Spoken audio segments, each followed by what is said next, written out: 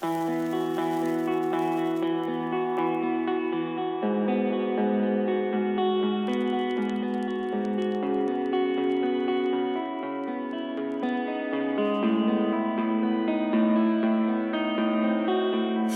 ai đó ghé đây, mượn bờ vai mỗi ngày, lúc bấp bênh rối bời, lúc chán chê cuộc đời. Chuyện tôi muốn nói đây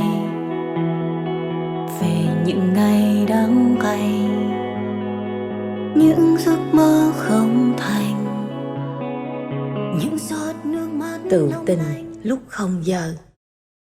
Nếu bạn không thể cảm thấy vui vẻ lúc còn độc thân, thì làm sao đòi hỏi hạnh phúc khi đã có người yêu? Làm như hôm nay á, là biết ái Phương qua nên hoa nở rực rỡ ghê ta. Trời, chị nói em mừng quá. Em thấy cái góc vườn nhà chị làm sao? Nó thơ lắm chị. Thơ. Dạ, ở nhà em không có bông, nhà em chỉ có ớt, cà chua với hành rồi thôi. Em trồng gì thực tế vậy? Dạ, em cứ chờ có quả em bứt không mà con người em nó sôi thịt lắm. Nên qua đây em thấy nó thơ lại. Đâu, em chỉ thấy giống như Lý Tử Thất đó, xách cái vỏ mây vô vườn, khổ qua cà chua bí đỏ rộp rộp rộp. Còn thấy cái cây rất là sướng luôn á, nhưng mà em cứ chăm chờ để mà em thu hoạch chứ không phải là thưởng bông thưởng hoa như chị. Đâu, chị đâu có thưởng bông đâu. Ví dụ chị trồng cây đậu biếc thì nó phải có cái tác dụng cụ thể. Ví dụ như nở ra cái bông tím mình ngắt vô mình nấu trà ra màu tím hoặc là nấu cơm. Mà chị trồng cái mướp đi là phải chờ thu hoạch mướp chứ. Không bao giờ trồng cái gì mà không ăn được hết á em. Em cũng trồng mấy thứ em muốn ăn không à. Vậy tụi mình có phải là những người thực tế hay thực dụng quá không ta? Dạ, em thấy cũng đâu có sao đâu. Nó vui là được, mà với lại mình nuôi nó lớn mỗi ngày mình cũng vui mà. Còn tại vì cái ban công của em có hạn á, nên là có bực mấy cây thôi. Còn nếu như mà ban công bự hơn hay là có cái vườn thì chắc là em sẽ trồng thêm bông. Dễ thương. Em có nhớ cái lần mà em xuất hiện trong Từ Tình lúc không giờ cách đây 1,5 2 năm không? Dạ nhớ. Đợt đó hả, có một cái trang á, là trang Tạch, chuyên là chia sẻ những câu chuyện ngôn tình hoặc là cắt những cái clip hay á. Cắt cái clip của em với chị nói chuyện với nhau, mà nhất là những cái đoạn em chia sẻ về tình yêu rất là chân thật á. Ôi, cái clip đó mấy ngàn người chia sẻ trong vòng có 1 tuần. Chị mới nhận ra là ôi, sức hút của Ái Phương rất là khủng khiếp. Nhiều khi là cái chủ đề đó mà mình nói hôm đó nó cũng giống tâm lý của nhiều người không chị? Thật ra thì có rất là nhiều những câu chuyện mình có thể chia sẻ với nhau. Nhưng còn do cái cách nói có chạm vào người nghe hay không nữa. Rồi vui quá. Nhưng bây giờ hôm nay mình có lá thư mới.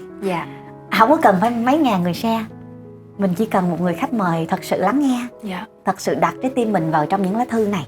Để biết là đặc biệt trong mùa dịch nha, ở nhà mình ông mình riết, mình nói chuyện với cây riết á, thấy cô đơn lắm á chị. Và có nhu cầu chia sẻ chứ bộ. May mà mình còn có cánh cổng làm bạn. Thôi thì em chọn đi, đây có một vài lá thư trên bàn. Em xem lá thư nào ổn thì em lấy. Ok. Cũng biết chọn lá thư 2 trang. Wow. Em có muốn đọc luôn không? Em đọc thử lá thư này lên cho mọi người xem. Sao? Chị, em chưa kịp đọc bức thư, nhưng mà em thấy cái dòng chữ cuối 30 chưa, gọi là em cô gái 30 như hũ mắm treo đầu giường. Làm như là năng lượng vũ trụ hay gì đó. Hay là em viết lá thư này đúng không? Chị em hơn 30 rồi. Nhưng mà em có phải là hũ mắm treo đầu giường trong mắt gia đình không? Có nghĩa là lúc nào nó cũng sẽ rụng xuống, nó rất là khó ngửi và phải giải quyết liền cái hũ mắm này. Trời ơi, tại sao lại tự kêu mình là như vậy hả em ơi? Em dù em là ai ở ngoài kia. Chị xin lỗi, chị chưa đọc bức thư này, nhưng mà em cô gái 30 như hũ mắm treo đầu giường khác nào em vô trong mặt của chị. Cái này là ví von ẩn dụ thôi, là cái tình huống cấp bách của cái trường hợp này cần phải giải quyết thôi.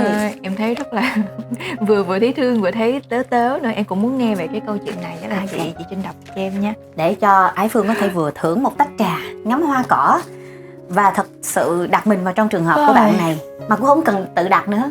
Mình cũng giống vậy thiệt. Thật ra chị cũng 33 tuổi rồi, có chính thức có chồng đâu chị. Nhưng mà chị chốt deal là nó khác rồi. Chốt deal là hình thức. Nhưng mà 2 năm nay mình vẫn ở một mình nói chuyện với cỏ cây đúng không? Là như có như không mà thôi. Trời ơi, còn cho bạn nói vậy còn em sao trời? Đây lá thư có nội dung như sau.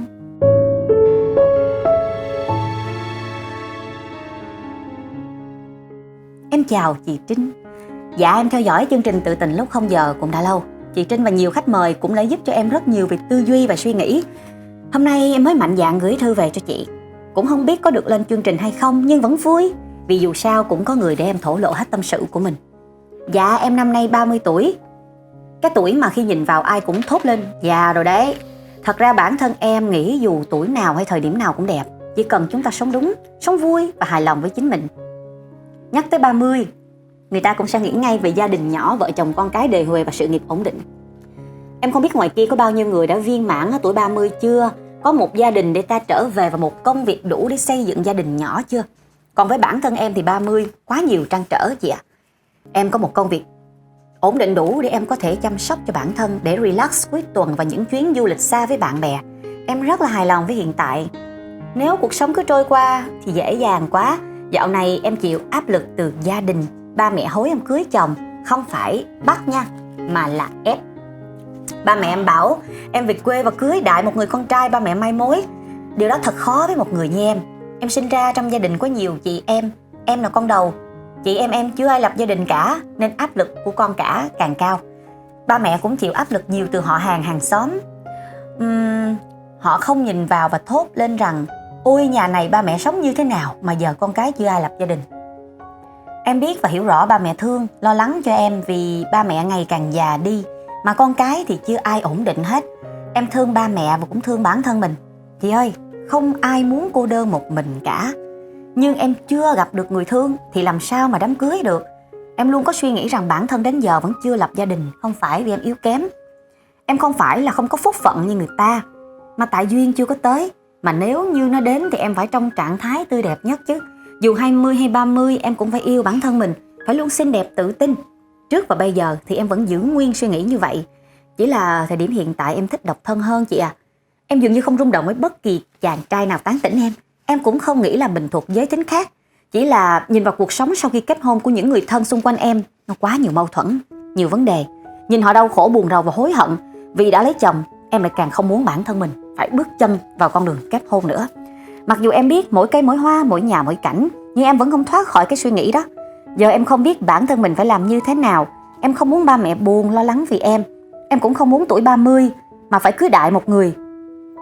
Rồi cuộc sống của em chẳng khác nào như những người xung quanh em khi họ bước chân vào ngưỡng cửa hôn nhân.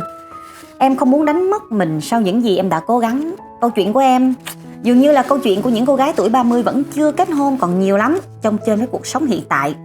Chị ơi, mong chị cho em một lời khuyên. Em phải làm gì bây giờ? Cảm ơn chị và khách mời.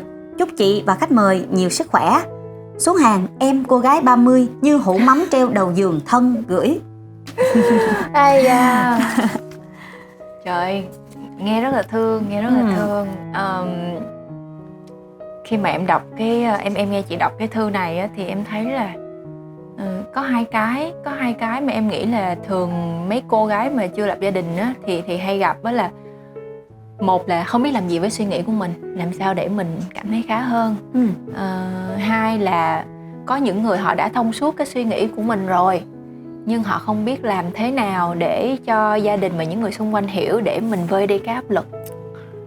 Thì em thấy là thường là có hai cái điều này á, thì em thấy bạn cũng khá là thông suốt rồi. Tại vì bạn thấy là bạn thích độc thân nè, bạn chưa rung động với ai và enjoy cái việc độc thân ở hiện tại. Vậy là tốt rồi. Còn cái khó ở đây có lẽ là cách làm tư tưởng ở những người xung quanh. Thì nó cần thời gian. Em cũng trải qua cái việc đó rồi. Và em có làm một cái việc hơi muộn so với những bạn khác. Đó là em dọn ra ở riêng. Năm em 30 tuổi. Mới đây thôi. Dạ, năm em 30 tuổi em dọn ra ở riêng. Đó cũng là một cái bước trưởng thành. Có rất là nhiều người hỏi là tại sao em ở thành phố Hồ Chí Minh, gia đình em ở đây mà em dọn ra riêng. Nói không, em cần cái điều đó cho mình, cho không gian riêng của mình, cho cái ranh giới ở trong một cái sự thoải mái của mình. Và có nhiều điều khác nữa. Thì em không phải là kêu là mấy bạn là ai cũng hay dọn ra riêng đi, không phải là như vậy. Nhưng mà khi mà mình lớn lên á, có thể một trong những cái điều mình có thể làm cho ba mẹ yên tâm đó là mình cũng có những cái nguyên tắc riêng của mình, để dần dần trong quá trình đó mình nói được, mình làm được, và ba mẹ thấy là không nhất thiết là lập gia đình thì mới là trưởng thành, mà là mình làm chủ được cuộc sống của mình. Thì tất nhiên là không phải là nói cái là làm được, không có. Em rất là may mắn bởi vì gia đình em không có gây cái áp lực để em lập gia đình, nhưng mà có nhiều người nói ra nói vô này kia cũng có. Thế nhưng mà có lẽ là vì nhiều cái yếu tố em không có chịu áp lực nhiều quá trong cái việc này. Thì nó là quá trình dài lắm, nó quan trọng. Em nghĩ nếu như mà có bạn nào ở ngoài kia mà đang có suy nghĩ là mình 30 rồi mà mình không có lập gia đình thì có cái điều gì đó sai với mình. Thì em nghĩ là cái điều đó cần nên thay đổi đi. Còn nếu như mà bạn đang cảm thấy là thích thú với cái sự độc lập của bạn, bạn đang muốn học hỏi, muốn khám phá, hay là chưa rung động với ai, thì điều đó không có gì sai hết. Thế nào những khi mà chị chăm chú nhìn Hải Phương á, chị cảm nhận được vẻ đẹp thôi. Cái sự thơ mộng, chị cảm nhận được âm nhạc mà một nước da mà khiến người ta ngưỡng mộ, một đôi mắt rất là tình tự, một mái tóc xanh khỏe, một cái dáng vóc vô cùng quyến rũ và đậm đà. Những cái tấm hình khiến cho người ta cảm thấy ngưỡng mộ. Chị không thấy chữ ế hiện ở đâu ra luôn á. Và có lẽ là do cái thước đo của mình nha. Cái cách mình nhìn một vật hoặc một người nó tùy vào con mắt của mình. Quay trở lại cái khoảng thời gian mà chị vẫn còn độc thân đi, lúc đó cũng là 30 tuổi rồi. Cũng chưa đeo được cái nhẫn này vào trong tay đâu, cũng còn đang trông trên lắm trong chuyện tình cảm. Và chị cảm thấy rất là tự hào luôn ấy vì cái chuyện đó. Nhưng mà khi mà ngồi nói chuyện với ba mẹ đó, mẹ nói là tại vì chị đi học một cái khóa về lập trình ngôn ngữ tư duy, một cái khóa thiền về, thì trong cái khóa thiền nói là mình nên kết nối với ba mẹ nhiều hơn và hỏi trực tiếp một câu là ba mẹ có hài lòng về con không, có điểm nào chưa hài lòng không, để mình lắng nghe hai phía xem là cái sự kết nối với phụ huynh với mình có tốt không. Thì chị áp dụng liền bài tập này. Tại vì chị hỏi khán giả, hỏi khách mời, hỏi mọi người trên Facebook thường xuyên, hôm nay các bạn có ổn không ạ? Nhưng mà chưa bao giờ hỏi mẹ có hài lòng về con không, mẹ có ổn với cái những gì con đã làm 30 năm qua không. Thì mẹ nói là con thì có hiếu tuyệt vời, bố mẹ rất hài lòng, nhưng con không có chồng hoặc là chưa có chồng, và cái tình trạng quan hệ của con như là độc thân ấy, là một cái cục ung thư trong lòng mẹ. Bây giờ chị vẫn còn nhớ cái chữ đó, là ung thư trong lòng mẹ. Chị nghĩ là mẹ chị dùng từ rất chính xác ấy. Có thể đó là cái từ bà đã chọn lọc rất nhiều. Có người thì nói là hũ mắm nhưng mẹ chị nghĩ đó là ung thư. Ung thư có nghĩa là những cái tế bào gốc hoặc là những cái tế bào nó bị hư hại và nó lan ra mỗi ngày, nó ăn mòn, nó làm cho người ta gọi là đau đớn. Cái mình mới dùng cái thiền của mình, những cái kỹ năng về ngôn ngữ của mình, cái sự bình thản trong gương mặt đầy hạnh phúc, và những cái dẫn chứng về mẹ thấy con có bao giờ thiếu thốn tiền bạc, thiếu thốn bạn bè, thiếu thốn niềm vui và thiếu thốn sức khỏe và những cái niềm vui xung quanh đâu. Mà mẹ nói như vậy, mẹ có nghĩ rằng con cũng đang hạnh phúc một cách khác không? Lập luận của chúng ta luôn là vậy nhá. Mẹ chỉ nói là vậy á, sau này con có nghĩ là con bị đột quỵ giữa đêm, con bị giật méo miệng lúc mà con tắm khuya, hay là con sốt cao 40 độ, rồi ai sẽ là cái người đưa cái tay lên trán của con nói chết rồi em ơi, em phải đi cấp cứu gấp. Con sống một mình như vậy đến chừng nào? Và cái ngày đó con có nghĩ rằng nó sẽ không bao giờ tới không? Rồi sau này con già đi, bảo hiểm nào nuôi con? Hay là con lúc đó sẽ nghĩ rằng giá như lúc đó mình sống nó cổ truyền, nó cổ hủ hơn, và mình đã nghe lời mẹ kết hôn với bất cứ ai cũng được, thì bây giờ mình đã hạnh phúc rồi. Chị vẫn có cái sự cãi bướng lại nha. Con có bảo hiểm 3-4 cái, con mà có vấn đề gì con sẽ alo cho trợ lý con qua rước con sẽ có rất là nhiều thứ con có thể giải quyết được. Một người chồng có thể bỏ con, nhưng bản thân con sẽ không bao giờ bỏ con. Nhưng có thể hai mẹ con đã cãi nhau vì không cùng một chiến tuyến, trong khi mà chúng ta vẫn đang bàn tới một thứ duy nhất là sự an toàn, sức khỏe và hạnh phúc sẻ chia. Hai vẫn hơn một, có đúng không? Em nghe chị Trinh kể thì em nhớ tới cái chuyện riêng của gia đình em. Em cũng có chia sẻ trong một số chương trình. Đó là cuối năm ngoái thì ba em tái hôn và em trai em kết hôn trong cùng một tháng. Và mẹ em thì đã mất 5-6 năm rồi, và có rất là nhiều người nói là tại sao ba em phải kết hôn làm gì, lớn tuổi như vậy rồi, ở như vậy đi, rồi con cái chưa kết hôn tại sao mình lại kết hôn. Có rất nhiều những cái định kiến về đó. Em nói không.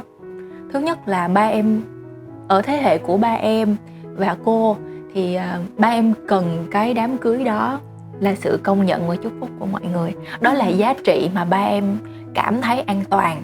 Và khi mà em lên sân khấu và em và em trai em phải nói một cái lời, thứ nhất là chúc phúc cho ba với cô, thứ hai là thông báo cho mọi người biết là gia đình của em rất là đồng lòng, chấp thuận, thì em nhận thấy được một cái sự giãn cơ mặt của ba em á. Có nghĩa là em hiểu được là giá trị của mỗi thế hệ nó khác.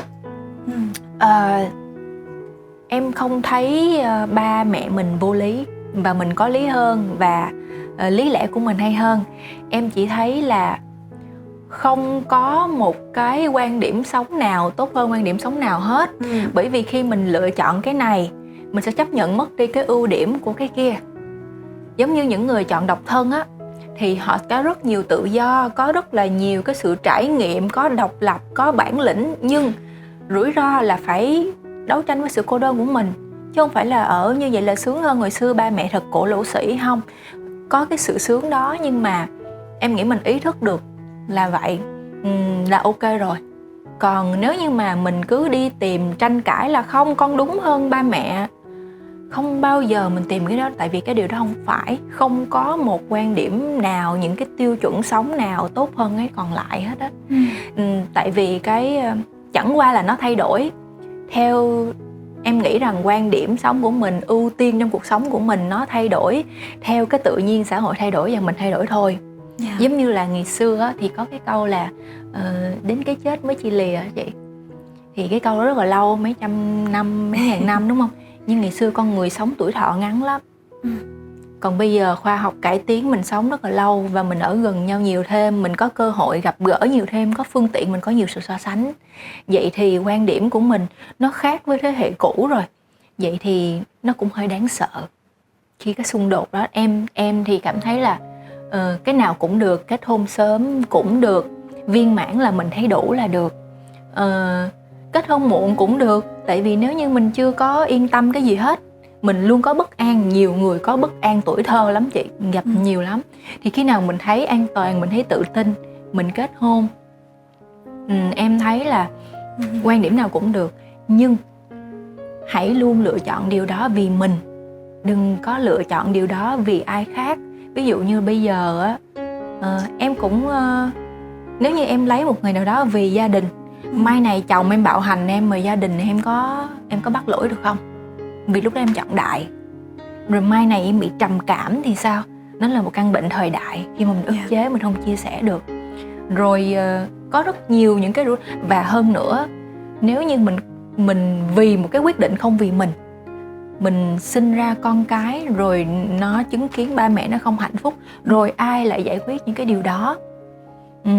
Em thấy tìm hạnh phúc thì là cái nhu cầu của tất cả mọi người, nhưng mà hãy dần dần thư giãn nhiều hơn và chấp nhận một cái điều là hình thái của nó rất là bao la.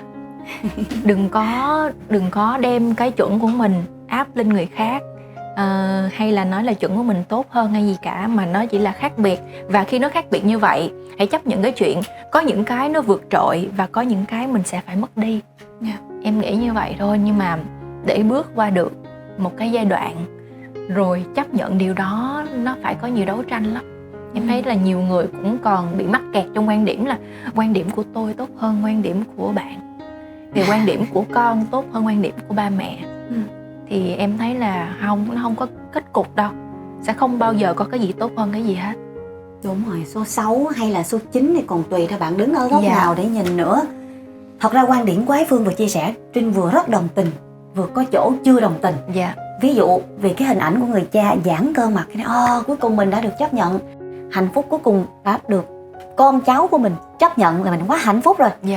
Điều đó chứng minh rằng hạnh phúc, những cái hình thái của hạnh phúc là do mình quy định chứ không phải là do miệng đời. Đồng ý. Nhưng ví dụ cái chuyện mà mình nói là hôn nhân sau này lỡ bạn đừng có cưới chồng, cái quan điểm cưới chồng chưa chắc là phải đúng đâu, bởi vì có nhiều người ly dị sớm cơ mà, có nhiều người bị bạo hành cơ mà. Giống như là cái việc mà em gái của chị á bảo với cháu Ethan là con của Trâm á, 2 tuổi, tối rồi ngủ đi, ông kẹ tao bắt bây giờ. Vậy thì Ethan đi ngủ vì sợ ông kẹ bắt, và Y Thanh ngủ với trạng thái sấp mặt vô trong cái nệm và che mắt lại. Nó có thể rất là hiệu quả trong lúc này để Y Thanh đi ngủ, vì tương lai của Y Thanh cần những giấc ngủ này. Nhưng mà nó sẽ làm cho Y Thanh sợ bóng tối cả đời, sợ ông kẹ ở đâu đó rất là vô ảnh. Vậy thì mình chưa có cưới mà mình đã nói là trời ơi, cưới làm cái gì sau này cũng đánh nhau. Đấy, nó sẽ rất là nguy hiểm, đúng không? Em hiểu ý chị Trinh. Em cũng muốn xin giải thích thêm là em chỉ làm cái ví dụ thôi. Ví dụ như là giả sử mình quyết định trong hoàn cảnh không có tự nguyện, nó cũng có những rủi ro vậy. Nó đâu phải là ba mẹ nói là cưới chồng đi là ổn đâu. Khi quyết định, cái quyết định đó bao hàm những cơ hội và rủi ro luôn. Không phải là cứ cưới là xong. Thì bây giờ nếu như mà mình quyết định trên chính cái sự tự nguyện của mình á, mình giải quyết được và mình cũng đỡ có được cái gọi là cái áp lực ở trong lòng của mình. Chứ còn mà ngay cả độc thân cũng có áp lực, cũng có rủi ro mà. Chứ không phải là, thực ra em cũng ngại một cái chuyện là khi mình thấy nhiều những cái câu chuyện hôn nhân xung quanh bắt đầu mình hơi ngán á, thì em cũng cố gắng giữ mình trung lập chứ không có bị ảnh hưởng. Còn khi mà mình chưa cưới mình không bao giờ biết được. Ngay cả cái quá trình cưới đó cũng là học tập cùng nhau. Thì em nghĩ như vậy. Thế hệ 8X của tụi mình lớn lên á, thật ra lúc đó mình cũng chưa tiếp xúc mạng nhiều lắm. Nhưng mà mình cũng nhìn thấy những cái cú thượng cẳng chân hạ cẳng tay, đôi khi ba mẹ mình đánh nhau sùm. Đó, chị vẫn thấy là đôi khi là mẹ chị khóc lóc sùm, ba đánh thùng thụp. Từ cái tuổi thơ nó rất là tổn thương. Nhưng mà sau đó họ lại hạnh phúc với nhau. Rồi sau đó mình thấy trên mạng anh chị này mới cưới nhau sau lập tức 2 năm, không phải là mãi mãi. Họ lại ly dị, những đám cưới thế kỷ đã vỡ tan theo kiểu đó. Rồi bạn bè mình xung quanh, người thứ ba, trà xanh, đủ thứ hết. Và chị cảm nhận đó là những ông kẻ. Nó làm mình suy nghĩ là mẹ mình nói không có kết hôn là ung thư, sẽ không ai để cái tay lên và con sẽ đột quỵ, chết trong cô đơn, chết trong già khổ ở trong viện dưỡng lão. Mẹ gieo vào ông kẹ vào đầu của mình. Nhưng mà cái ông kẹ không có tác dụng với chị, vì chị không có sợ ông kẹ. Thật ra lúc mà mẹ nói như vậy chị không phải may cảm thấy rằng mình có lỗi. Và chị càng khẳng định là nếu như mà vậy là cái kết quả cuối cùng á là chỉ là chết cô đơn thôi, đúng không? It's okay. Thì con sẽ chết trong sự hạnh phúc với mấy cái cây của con sẽ chết cùng với con mèo của con. Và nếu mà chết được trên giường mà một mình thì quá sướng, không ai giành cái giường cả. Đó là ý nghĩ những cô gái độc thân đã suy nghĩ, và mình cảm thấy ý nghĩ đó đã bị thay đổi. Thì ra khi mình đeo cái nhẫn vào, không phải là vì mình sợ mình chết một mình, mà mình thấy rằng cái hạnh phúc khi cái người yêu của mình đi làm cực nhọc về, lái xe 2 tiếng đồng hồ, 5 giờ đúng bon, bụng đói mà không dám ăn gì trước, mở cánh cửa ra nghe cái mùi cơm thơm quá, chạy tới cái bàn, việc đầu tiên không phải là cởi áo khoác mà là lấy cái điện thoại chụp. Thì ra gia đình là hạnh phúc như thế à? Chỉ là một bữa cơm thôi, cần gì phải quý giá dữ như vậy. Rồi gửi về cho mẹ, mẹ ơi Trinh nấu cơm cho con ăn nè. Mình nói đây là cái lý do mình nên kết hôn nè. Sao mà vui quá vậy? Em đồng ý. Thì ra là kết hôn vui như vậy à? Kết hôn là khi mình đang ngủ ở trên giường 5 giờ sáng, tự nhiên mình thấy có ai hôn trán mình, rồi lén đi làm. Nên biết là kết hôn như vậy, mình đã kết hôn từ lâu rồi. Có ai đánh mình đâu, cũng có ai ngoại tình đâu. Tất cả mọi thứ chỉ là có thể xảy ra thôi. Và những ông kẹ mà người ta gieo cho mình nó đứng ở trong góc hẻm mà bảo là mày chỉ cần kết hôn tao ăn mày liền. Em thấy kết hôn á, nó không phải là cái điều mà mình phải làm, mà là nó là món quà được thêm á chị. Giống như là mình không phải là nếu mình thiếu nó mình sẽ sai, hay là mình sẽ không ổn, hay là mình bị khuyết cái gì, mà nó giống như là một cái quà được thêm vô cho mình. Kết hôn là được thêm có bạn, được thêm bạn thân, được thêm một cái người mà chia sẻ mọi thứ nó vui lên thêm. Thì em thích cái ý nghĩ đó, và cho tới bây giờ thì em cũng giữ cái điều đó. Còn nếu như mình thiếu thì nó buồn, nhưng mà không phải là mình có vấn đề gì. Và em hy vọng là mọi người không bị tự ti nếu như mình chưa tìm được một ai đó. Lý do duy nhất để kết hôn đó là chúng ta sẵn sàng, và chúng ta cần những hình ảnh đẹp để bù đắp cho những cái ông kẹ vô hình ở dưới góc giường mà mình sợ. Và lý do để không kết hôn cũng là chúng ta chưa có sẵn sàng. Chứ không phải là ông gì và sớm nói tôi nghiệp do ăn ở tổ tiên sống không có đức nên là tôi bị ế. Nghe nặng nề quá chị. Nhưng mà mình có tai mà, mình có quyền nghe hoặc không nghe. Rồi em thì em thấy nó giống như kết hôn như là một trong số các lựa chọn thôi. Nếu chọn thì vui hơn thì tốt. Hãy nghĩ vậy thôi. Người lớn cũng sẽ đang nghe. Và chúng con biết ơn người lớn, tại vì luôn luôn nhìn thấy trước được tương lai của nhiều thế hệ, vì sống trước mình đến 20-30 năm. Thì sẽ biết cuộc sống sẽ diễn ra thế nào với những người họ ở một mình neo đơn. Và hình ảnh đó là ông kẹ, là chấp niệm của thế hệ trước. Dạ. Còn thế hệ trẻ ra sao, họ sẽ có những cái đánh đổi thế nào nếu họ kết hôn hoặc không kết hôn, có con hoặc không có con, là do của mỗi người. Dạ, em cũng hồi trước á, mấy năm trước á, thì em cũng phản ứng cũng găng, giống như trong câu chuyện của chị Trinh á, em sẽ phản ứng là không, cái quan điểm này cũ, lỗi thời, em tân tiến hơn. Hồi đó em nghĩ vậy. Xong rồi sau đó một thời gian thì bây giờ em hiểu, có nghĩa là em hiểu được cái nỗi sợ đó, em hiểu được là thế hệ ba mẹ mình trải qua cái gì, và đó là cái sự dặn dò để mình tránh đi được những cái rủi ro. Đó là cái sự dặn dò. Thì giống như em nói, giống như em chia sẻ về cái chuyện mà ba em kết hôn á, thì em hiểu rằng đó là điều mà ba em và mọi người cần để được yên tâm.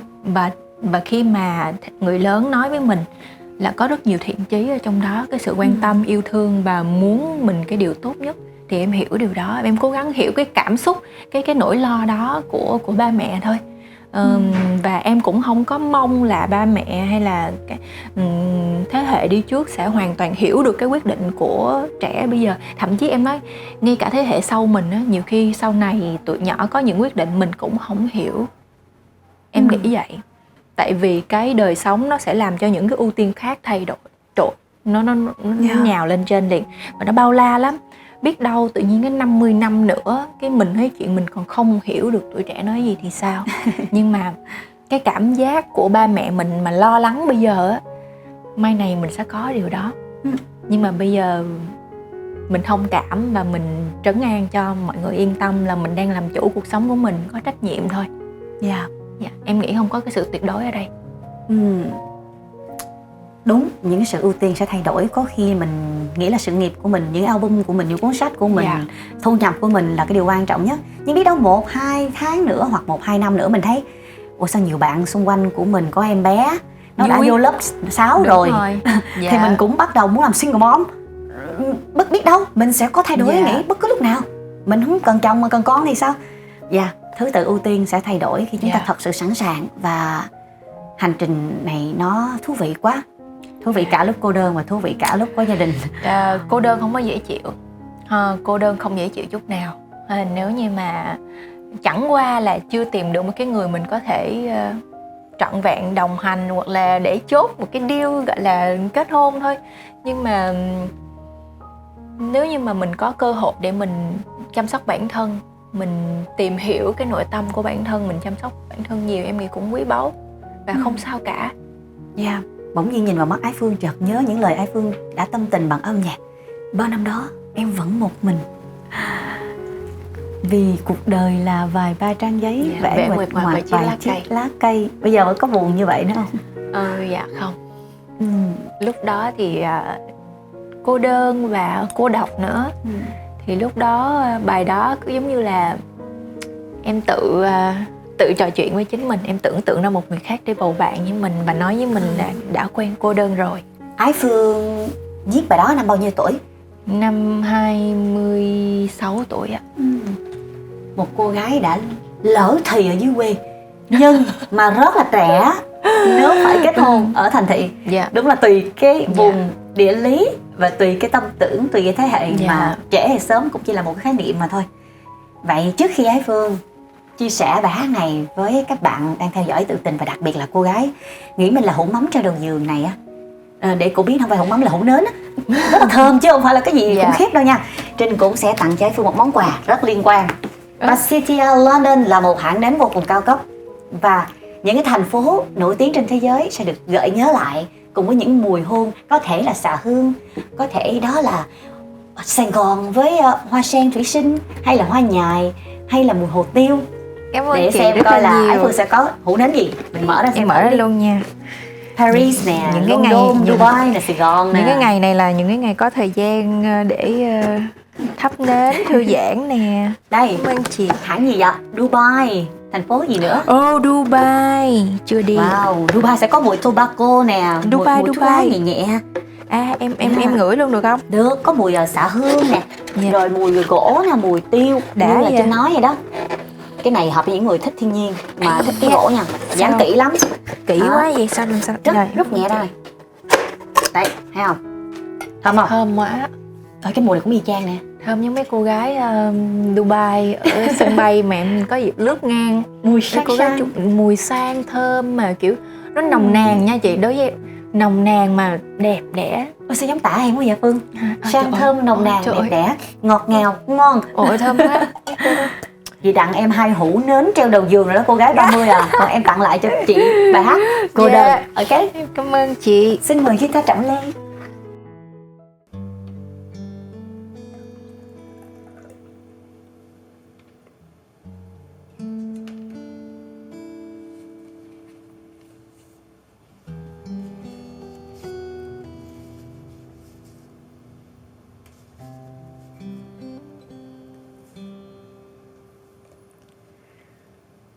Bao năm đó em vẫn một mình, bao năm đó em vẫn ngại ngùng, mà em nghĩ mình sống tốt, và em nghĩ mình sống vui. Đôi khi em ngỡ em chẳng một mình, và đôi khi em ngỡ cô đơn là bạn mình, và cuộc đời chỉ là vài ba trang giấy, và ngồi ngoặc với chiếc lá cây. Sao không đến bên em cạnh đây cười nụ thơ ngây? Sao không đến bên em cạnh đây nắm chặt đôi tay? Sao không ghé mắt trong vài giây để em thấy anh làm sao, anh thế nào? Đã quen cô đơn rồi, quen sống thế này thôi, quen ngắm nhìn anh trong khoảng cách quá xa xôi. Đã quen cô đơn rồi, quen chỉ mỗi mình thôi, nhưng anh đừng xa nhé, để em luôn thấy. Em hiểu lầm hàng quán có tình yêu, nên thỉnh thoảng ngồi hàng giờ ngoài đó. Em chờ hoài, thấy niềm vui không rõ, nên lại về nhà rồi lạc mất chính mình.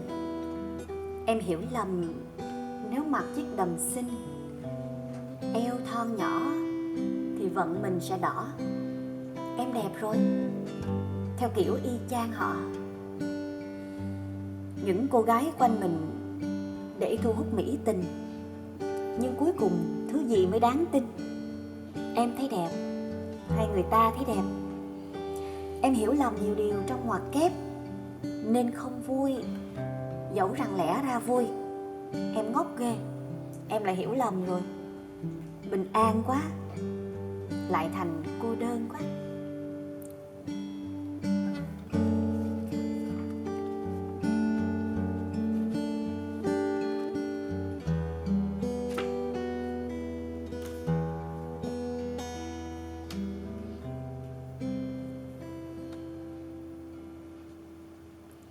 Sao không đến bên em cạnh đây cười nụ thơ ngây? Sao không đến bên em cạnh đây nắm chặt đôi tay? Sao không ghé mắt trong vài giây để em thấy anh làm sao, anh thế nào? Đã quen cô đơn rồi, quen sống thế này thôi, quen ngắm nhìn anh trong khoảng cách quá xa xôi. Đã quen cô đơn rồi, quen chỉ mỗi mình thôi,